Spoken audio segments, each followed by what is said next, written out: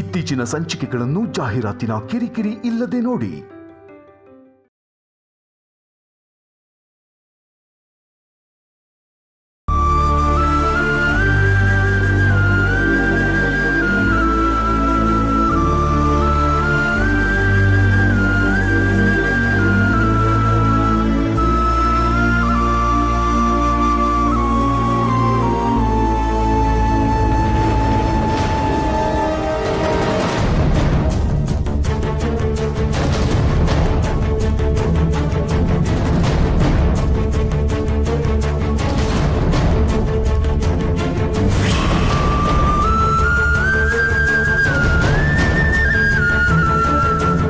ಏನಾದರೂ ಅರ್ಜೆನ್ಸಿ ಇದ್ರೆ ನನಗೆ ಇಮಿಡಿಯೇಟ್ ಆಗಿ ಇನ್ಫಾರ್ಮ್ ಮಾಡಿ, ಓಕೆನಾ? ಸರಿ ಡಾಕ್ಟರ್.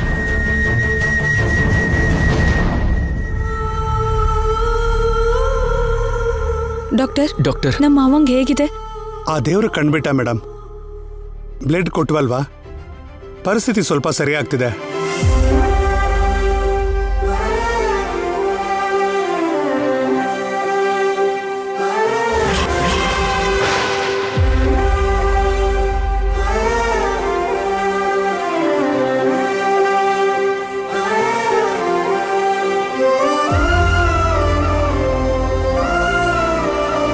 ಈಗ ಪ್ರಾಣಾಪಾಯ ತಪ್ಪಿದೆ.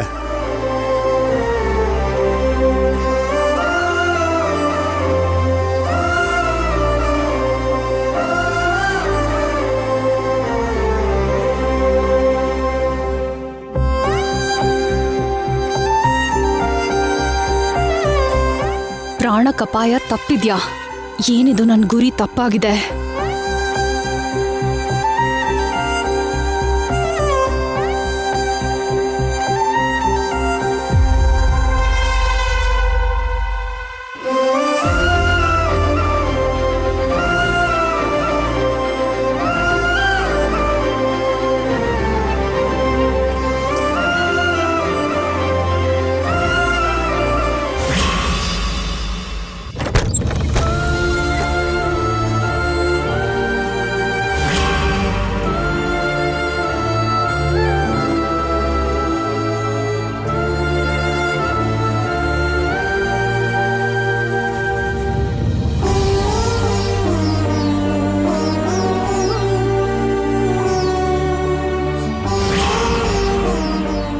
ಕೃಷ್ಣ, ಇದು ಯಾಕೆ ಹೀಗ್ ಮಾಡಿದೆ? ಅತ್ತೆ ಮುಂದೆ ನನ್ನ ಯಾಕೆ ಅಪರಾಧಿ ಮಾಡಿದೆ? ನಾನ್ ಮಾವನ್ಗೇನಾದ್ರೂ ಕೆಟ್ಟದ್ದಾಗ್ಲಿ ಅಂತ ಯೋಚಿಸ್ತೀನ? ನಾನು ಅತ್ತೆ ಅರ್ಶಿನ ಕುಂಕುಮ ಜೊತೆ ಆಡ್ತೀನ? ಅವರಿಬ್ರು ಯಾವಾಗ್ಲೂ ಚೆನ್ನಾಗಿರ್ಲಿ ಅಂತ ಅಲ್ವಾ ಬಯಸೋದ್ ನಾನು. ಆದ್ರೆ ಯಾಕೆ ಅವ್ರಿಗೆ ಈ ರೀತಿ ಅಭಿಪ್ರಾಯ ಹುಟ್ಟಿಸ್ದೆ? ನಿಜಾನೇ, ಅತ್ತೆ ಹೀಗೆ ಯಾರು ಏನ್ ಹೇಳಿದ್ರು ಅದನ್ನ ನಂಬ್ತಾರೆ. ಹಾಗ್ ನಂಬಿ ಎದುರುಗಡೆ ಇರೋರ್ ಬಗ್ಗೆ ಅಪಾರ್ಥ ಮಾಡ್ಕೋತಾರೆ.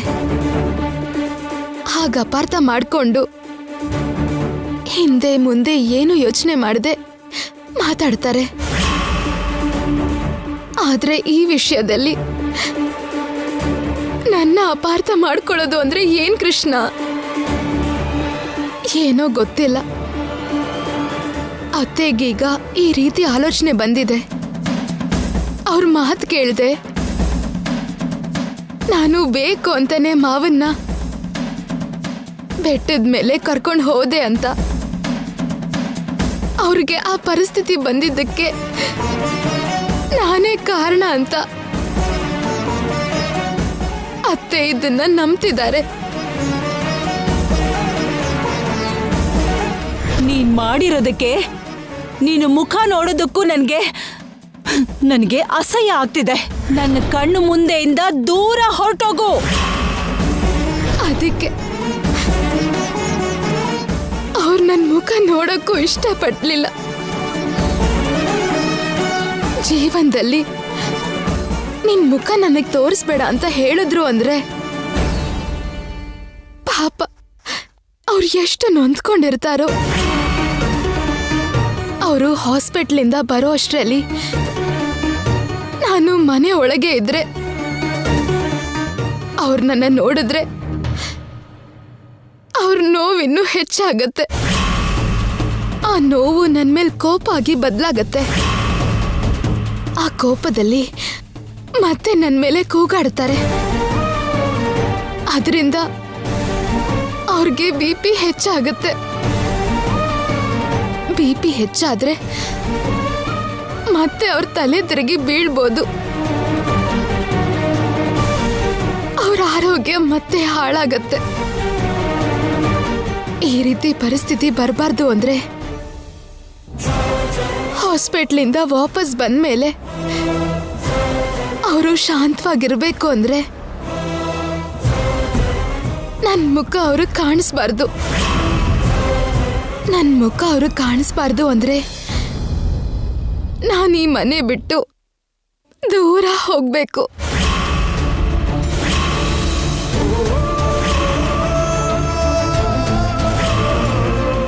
ಈ ಮನೆಯಿಂದ, ಈ ಮನೇಲಿರೋ ಜನರಿಂದ ತುಂಬಾ ದೂರ ಹೋಗ್ಬೇಕು.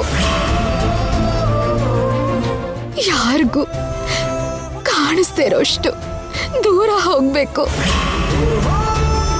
ನಿನ್ನ ಆಶೀರ್ವಾದ ಶ್ರೀರಾಮ ರಕ್ಷೆ ಅನ್ಕೊಂಡು ಯಾರಿಗೂ ಕಾಣ್ದಿರೋ ಹಾಗೆ ಹೋಗ್ತೀನಿ, ಹೊರಟು ಹೋಗ್ತೀನಿ.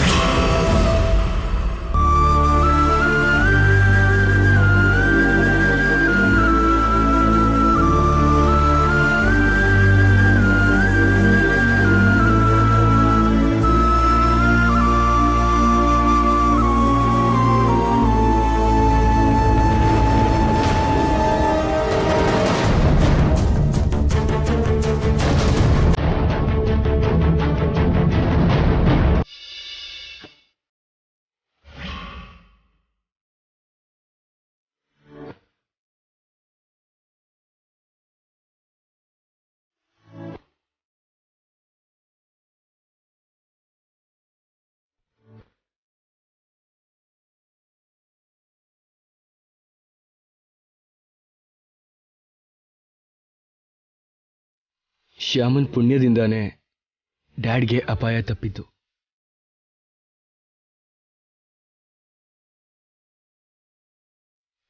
ಡಾಕ್ಟರ್, ನಮ್ಮ ಡ್ಯಾಡಿ ಹೇಗಿದ್ದಾರೆ? No problem. Is out of danger.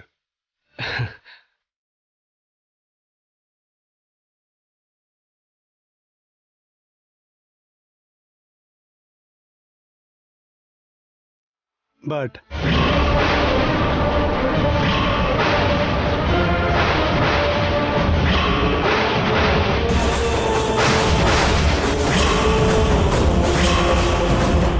ಹೇಳಿ ಡಾಕ್ಟರ್, ಏನಾಯ್ತು? ಗಾಬರಿ ಆಗ್ಬೇಡಿ.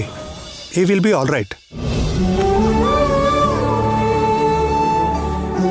ಏನಾದರೂ ಇವತ್ತು ಹೊರಗಡೆ ಬೇರೆ ಫುಡ್ ತಿಂದಿದ್ದಾಗ್ಲಿ, ಬೈ ಮಿಸ್ಟೇಕ್ ರಾಂಗ್ ಮೆಡಿಸಿನ್ ತಗೊಳ್ಳೋದಾಗ್ಲಿ ಏನಾದರೂ ಆಗಿದೆಯಾ?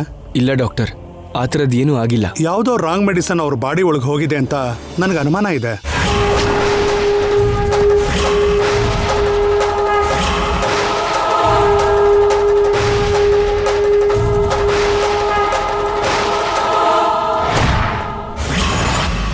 ಆದರೆ ಎಫೆಕ್ಟ್ ಆರ್ಗನ್ಸ್ ಮೇಲೆ ಆಗಿದೆ ಅನಿಸ್ತಿದೆ.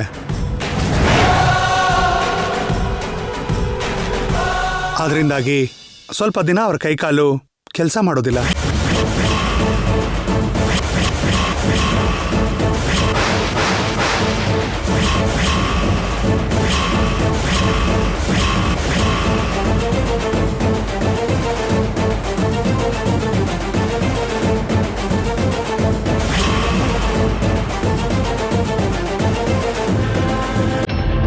ವೀಲ್ ಚೇರಲ್ಲೇ ಇರಬೇಕಾಗತ್ತೆ.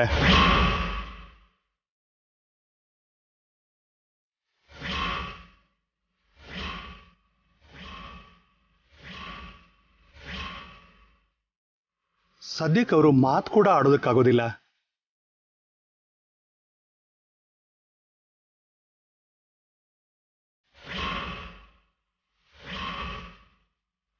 ಮುಖ್ಯವಾಗಿ ಸರಿಯಾಗಿ ಮೆಡಿಸಿನ್ ಕೊಟ್ರೆ ಸ್ವಲ್ಪ ದಿನದಲ್ಲೇ ಅವರು ಗುಣ ಆಗ್ತಾರೆ.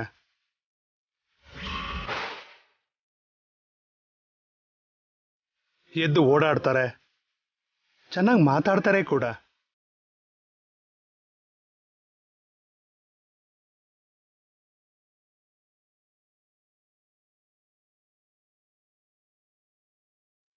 ಅಲ್ಲಿವರೆಗೂ ಅವ್ರನ್ನ ಜೋಪಾನವಾಗಿ ನೋಡ್ಕೋಬೇಕು. ಅವ್ರಿಗೆ ಯಾವ ರೀತಿ ಇರಿಟೇಷನ್ ಆಗಬಾರ್ದು.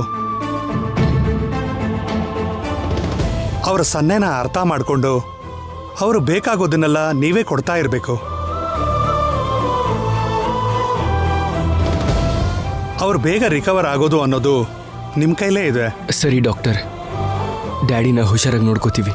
Okay, good.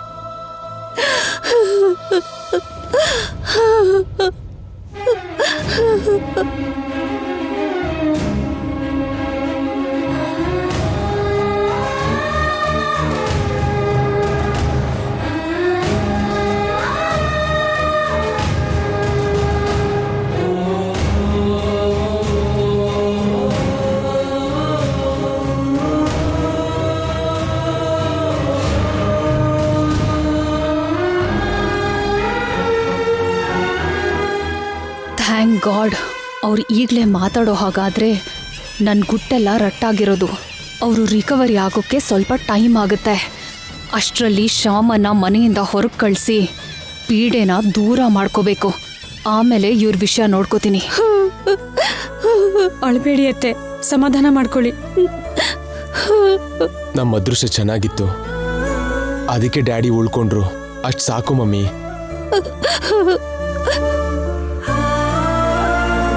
ಈಗಲೇ ಕೈಕಾಲು ಕೆಲಸ ಮಾಡದೇ ಇದ್ರು, ಮಾತಾಡೋಕ್ಕಾಗದೇ ಇದ್ರು ಬೇಗ ರಿಕವರಿ ಆಗ್ತಾರೆ ಅಂತ ಡಾಕ್ಟ್ರು ಹೇಳಿದ್ರಲ್ಲ ಮಮ್ಮಿ. ಮಮ್ಮಿ, ಅಗತ್ಯ ಬಿದ್ದರೆ ಫಾರಿನ್ನಿಂದ ಆದರೂ ಸರಿ, ಸ್ಪೆಷಲಿಸ್ಟ್ನ ಕರೆಸ್ತೀನಿ. ಡ್ಯಾಡಿ ಬೇಗ ನಾರ್ಮಲ್ ಆಗೋ ಹಾಗೆ ಮಾಡ್ತೀನಿ. ನೀವೇನು ಯೋಚನೆ ಮಾಡಬೇಡಿ.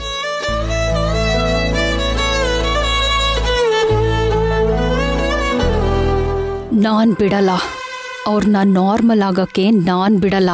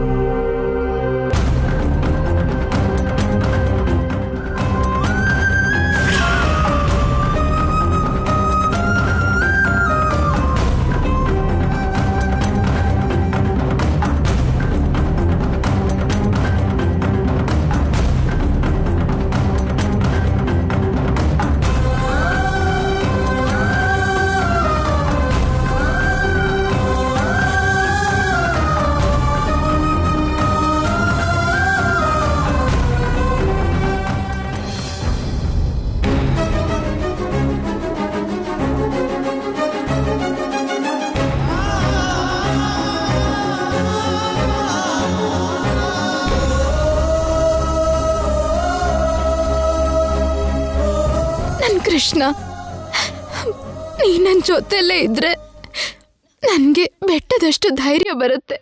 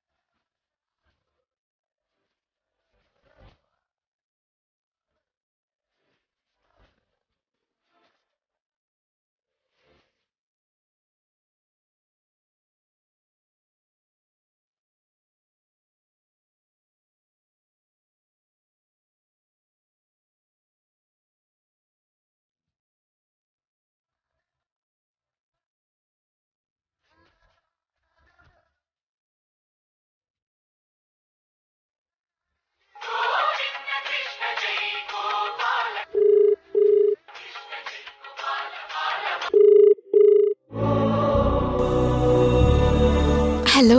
ಹಲೋ ಶ್ಯಾಮ, ನಾನು ಬ್ಲಡ್ ತಗೊಂಡ್ಬಂದಾಗಿಂದ ನೀನು ಕಾಣ್ತಿಲ್ಲ. ಎಲ್ಲಿದ್ಯಾ? ಅದು ನಾನು ಹೇಳು ಶ್ಯಾಮ, ಎಲ್ಲಿದ್ಯಾ? ನಾನು ಮನೇಲೇ ಇದ್ದೀನಿ ರೀ. ಮನೆಗೆ ಹೋದ್ಯಾ? Okay okay. ಡ್ಯಾಡಿ ಹೀಗಾದಾಗ್ಲಿಂದ ತುಂಬ ಟೆನ್ಷನ್ ಮಾಡ್ಕೊಂಡಂಗಿದ್ಯಾ? ತುಂಬ ಭಯ ಪಡ್ತಿದ್ಯಾ ಅನ್ಸತ್ತೆ. ಇನ್ನೇನು ಹೆದರೋ ಅಗತ್ಯ ಇಲ್ಲ, ಟೆನ್ಷನ್ ಮಾಡ್ಕೊಳ್ಳೋ ಅಗತ್ಯನೂ ಇಲ್ಲ. ಡ್ಯಾಡಿ ಔಟ್ ಆಫ್ ಡೇಂಜರ್ ಅಂತ ಡಾಕ್ಟರ್ ಹೇಳಿದ್ರು.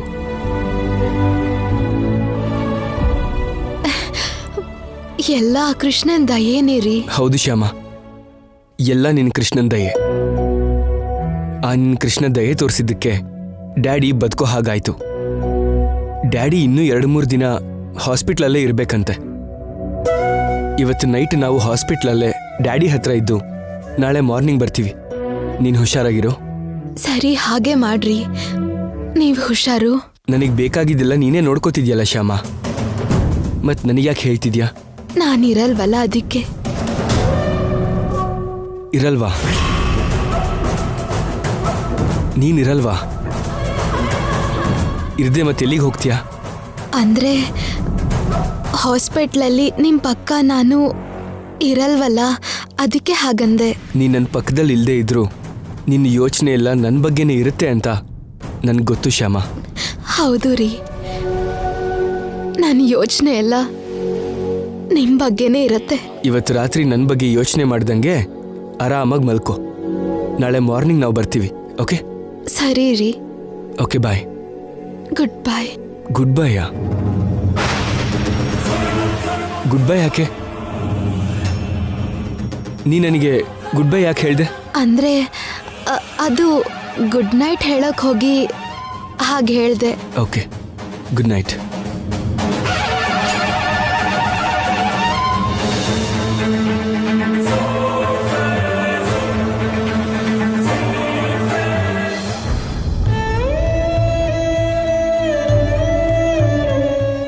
ನೀ ನನ್ನ ಪಕ್ಕದಲ್ಲಿ ಇಲ್ಲದೆ ಇದ್ರು ನಿನ್ನ ಯೋಚನೆ ಎಲ್ಲ ನನ್ನ ಬಗ್ಗೆನೇ ಇರುತ್ತೆ ಅಂತ ನನ್ಗೆ ಗೊತ್ತು ಶ್ಯಾಮ.